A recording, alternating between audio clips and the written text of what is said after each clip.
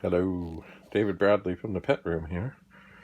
This is the inside of an 8032 that was gross and dirty and disgusting, and it had no circuit board, and it did have some things inside, but the bezel was broken, and I was like, uh-oh. Anyway, what I just did is I connected up the power supply to power, and then I ran the cable from the monitor on the other machine into this 4032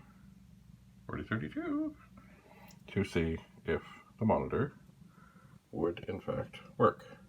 Also, this was a test to see if the power supply on the other 8032 was functioning. It did sound okay when I fired it up, because you see the actual main power for the monitor does come from the power supply inside the other machine. So anyway, what it basically comes down to, it's a lot easier to do it this way, and I don't believe there's any harm that I could do. Mind you, I mean, if I heard horrible noises coming out of the power supply, I would probably say I'm not going to do that. Anyway, so there's the cable from this monitor. It is.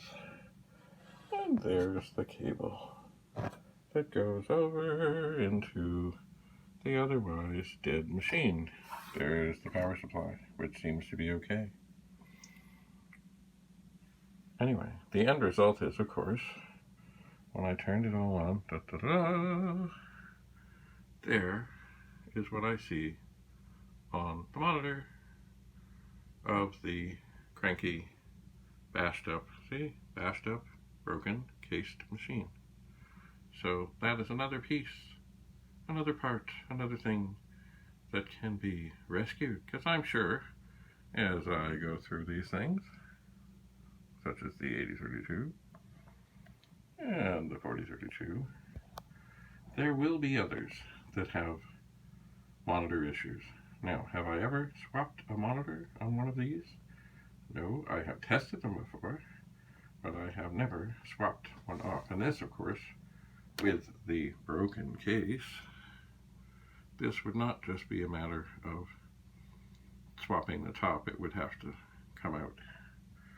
So if I look inside, it does look like it's basically 4 bolts or nuts to separate the monitor. So who knows, that could be coming in another video. There's 2. And then, of course, with this one, there would be more to be done. There would be.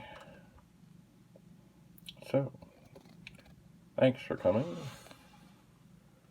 And I'm sure there'll be more testing like this coming up in future episodes. Oh, the other thing I did have to do on this one is the fuse holder was empty.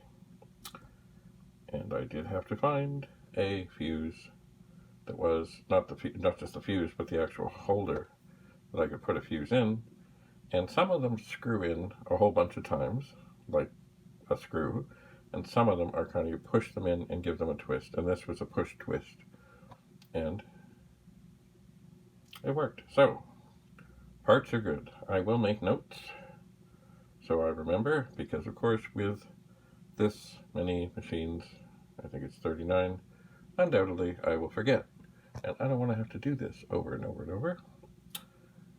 So, even though it's ugly and broken, there's still good stuff. There is. So, thanks so much for being here. Hope this helps you if you are diagnosing some pets. Above all, if you're not comfortable doing any of this, then don't. Ask for help. Talk to somebody. Spread the word.